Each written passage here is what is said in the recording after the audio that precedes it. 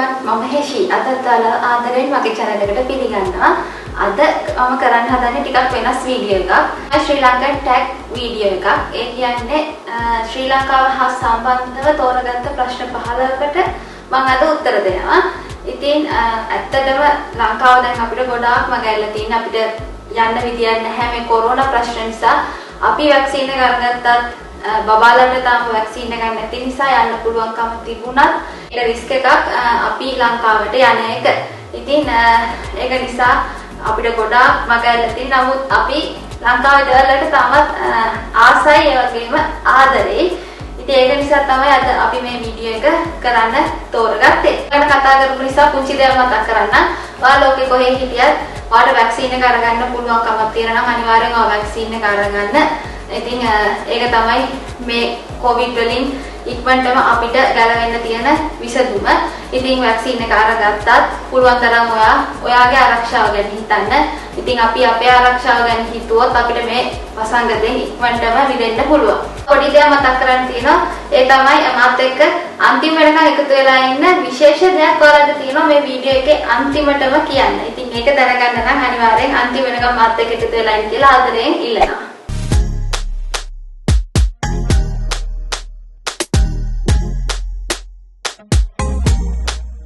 පළවෙනි ප්‍රශ්නේ තමයි මම ලංකාවේ කොහෙද හිටියේ?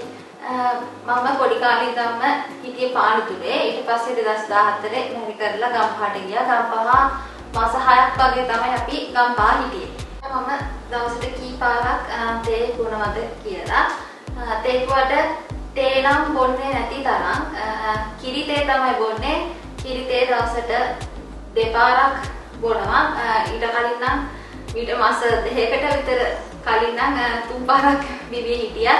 ඊට පස්සේ ඒක කොහොම හරි දෙකකට අඩු කරගත්තා. ඒ කියන්නේ උදේ හවස සමහරවිට රැටත් බොන වෙලාවක් තිබ්බා. දැන් කොහොම හරි රැට බොන කිරිත එක මම කොහොම හරි මගහැරලා තියෙන. ඉතින් try කරනවා හවසට බොන එකත් මගහැරින්න ටිකක් අමාරුයි.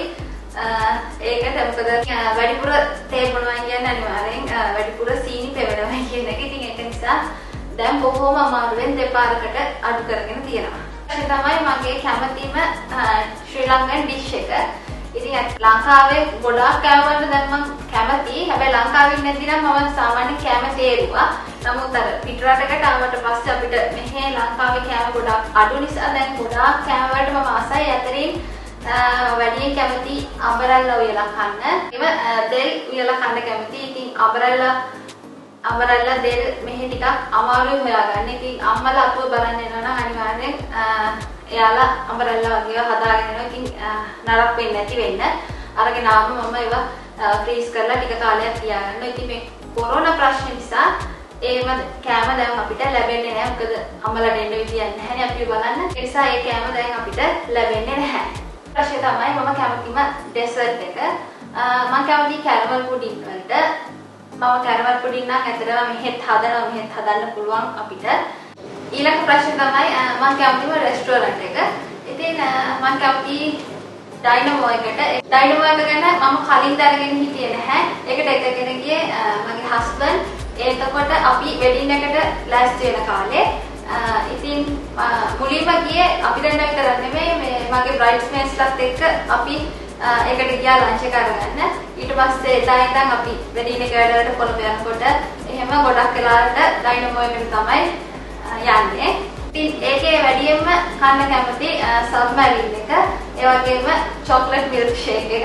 ඉතින් මගේ බ්‍රයිඩ්ස්මේඩ්ස්ලා දෙන්න බලාගෙන ඉන්නවා නම් මම මිල්ක් ෂේක් ආදරයෙන් මතක් කරනවා මේ වෙලාවේ. ඊට තමයි මම කැමතිම ස්වීට් එක.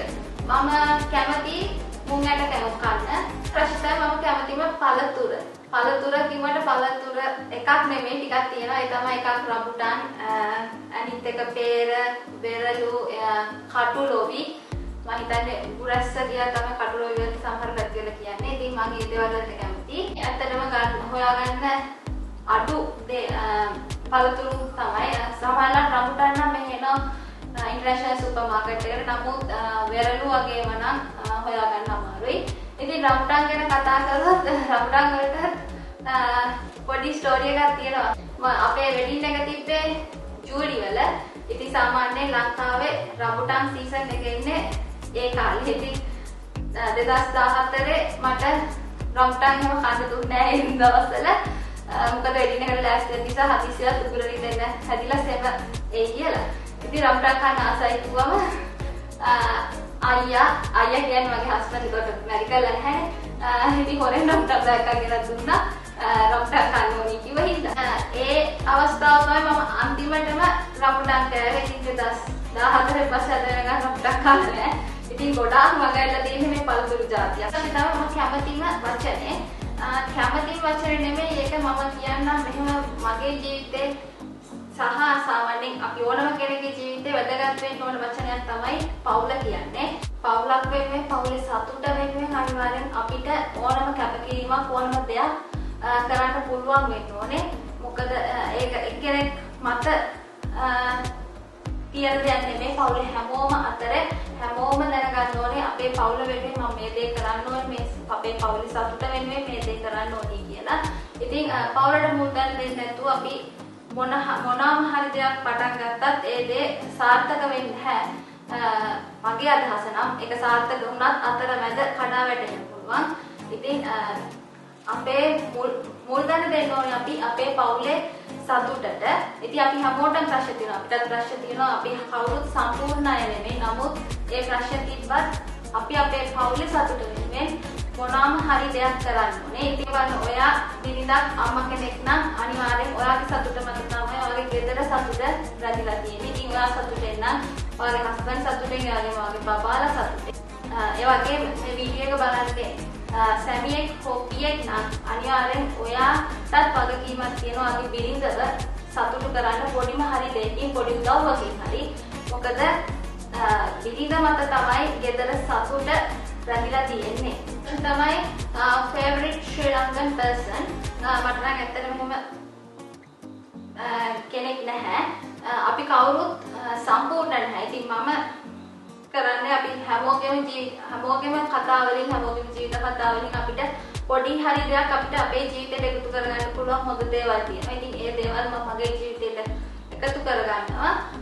එහෙම නැතුව කැමතිම කෙනෙක් නැහැ මට. ප්‍රශ්නේ තමයි කැමතිම සිංගර්.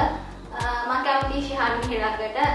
කැමතිම සින්දුවක් එහෙම කියලා නැහැ. සාමාන්‍යයෙන් මම යාගේ සින්දුවට ගොඩක් කැමතියි.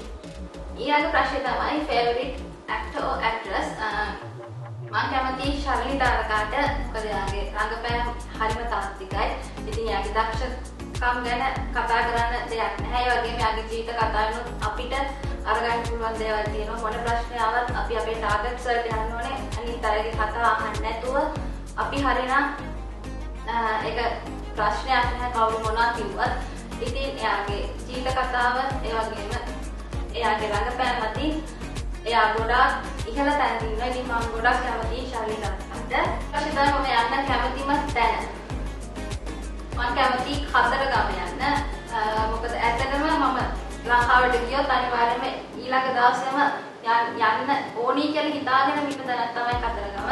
මොකද බුදුහාමුදුරුවෝ වගේම කතරගම දෙවියන් පත්තින් මැනීම තමයි මම ගොඩාක්ම විශ්වාස කරන්නේ. ඉතින් ඒක නිසා මම ගොඩක් කැමතියි කතරගම දේවාලයට සහ සෙල්ල කතරගම පත්තින් මැනීමගේ දේවාලයට යන්න.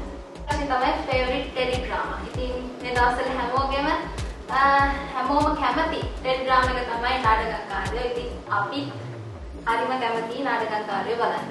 ඊළඟ ප්‍රශ්නේ තමයි ලංකාවේ shopping යන්න කැමතිම තැන. මම ලංකාවෙන් මෙහාට එනකම්ම මම shopping කරේ Spring and Summer එකෙන්. ඉතින් තාමත් තියෙනවා මම දන්නේ දැන් ඇඳුම් කොහොමද කියලා. ඒ දවස්වල මම ආසන තැන තමයි ඇඳුම් ගන්න යන්න Spring and Summer. ප්‍රශ්නේ තමයි මට ලංකාවේ ගොඩක්ම මිස් වෙලා තියෙන්නේ මොකක්ද කියලා. අපේ ෆැමිලි එක. ඉතින් මොකද අම්මලා තාත්තලා ඉන්නේ ලංකාවේ. එයාලා අපිට මිස් වෙලා තියෙන ගොඩක්. ඉතින් සාමාන්‍යයෙන් අපේ ගෙවල් වලින් අපි අවුරුද්දකට සැරයක් වගේ බලන්න එනවා. නමුත් මේ කොවිඩ් තත්ත්ව නිසා එයාලට අපි බලන්න ඉන්න අපිට එයාලා බලන්න යන්න බැහැ. ඉතින් ඒක තමයි වැඩිපුරම අපිට මිස් වෙලා තියෙන්නේ. ඒ වගේම ඉතින් කෑම බීම අපිට මගහැරිලා තියෙනවා ලංකාවේ ගොඩක් කෑම බීම. ඉතින් ඔය ප්‍රශ්න 15 තමයි මම තෝරගත්තේ ලංකාව හා සම්බන්ධ ප්‍රශ්න 15. වීඩියෝ පටන් ගන්නකොට මාලා ටික අන්තිම වෙනකම් මාත් එක්ක එකතු වෙලා ඉන්න විශේෂ දෙයක් කියන්න තියෙනවා කියලා. ඒ තමයි අද මම මේ කරා වගේ ශ්‍රී ලංකන් ටැග් වීඩියෝ එක. තව YouTube channels දෙකකට මම ටැග් කරනවා. එක YouTube channel එකක් තමයි මාමි පබා vlogs. අනිත් YouTube channel එක තමයි වංශ මාමි කියන YouTube channel එක. මාමි පබා vlogs ගැන නම් ඔයගොල්ලෝ දන්නවා. මොකද මම කලිනුත් මාමි පබා vlogs එකේ පබසරායක එකතු වෙලා වීඩියෝ එකක් කරා බබාලගේ ආහාර වේල ගැන.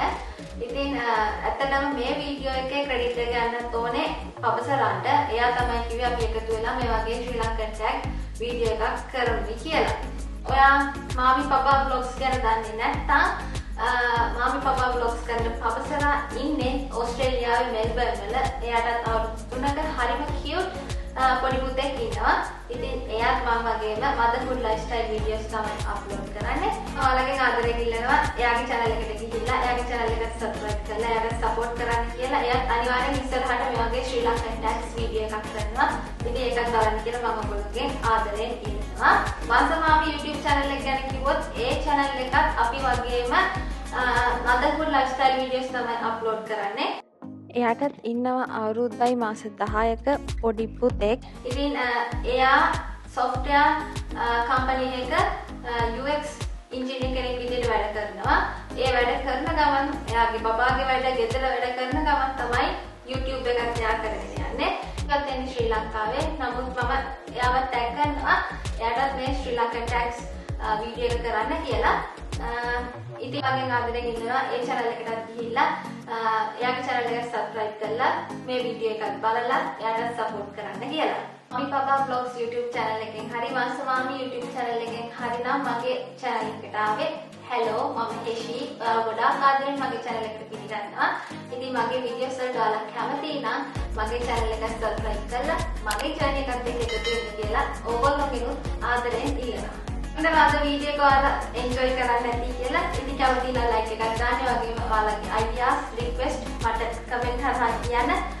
තාමත් මගේ channel එක subscribe කරලා නැත්නම් subscribe කරන්න. අද මාත් එක්ක එකතු වෙලා හිටිය ඔයගොල්ලෝ හැමෝටම ගොඩාක් ස්තුතියි. මේ වගේ අලුත් වීඩියෝ එකකින් ආයෙත් මුණ ගැහෙමු. bye. I once felt I'm done with the defense. Drove back and climbed over your fence. Had to show you that I was a man.